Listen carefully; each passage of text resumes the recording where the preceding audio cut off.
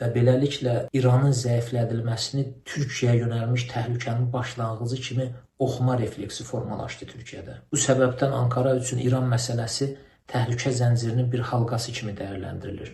Türkiyənin məsələyə yanaşmasını bildik.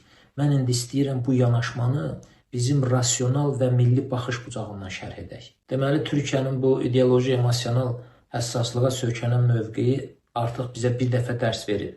2003-cü ildə ABŞ İraqa hərbi müdaxilə ərəfəsindəykən Türkiyə həmin bu ideoloji reflekslə prosesi kənardan izləməyi seçdi. Nə prosesə hər hansı bir şəkildə müdaxil oldu, nə də müdaxil olmadığına görə masada oldu. Nəticədə müharibənin qarşısını da ala bilmədi və yeni formalaşdırılan İraqda onun qırmızı xətləri və maraqları da nəzərə alınmadı. Şimali İraqda Kürd muxtariyyəti quruldu, Kərkük türkləri kənarda qaldı, təhlükə Türkiyənin sərhədlərinə qədər daşındı, yəni masada olmadığına görə menyuya yazıldı.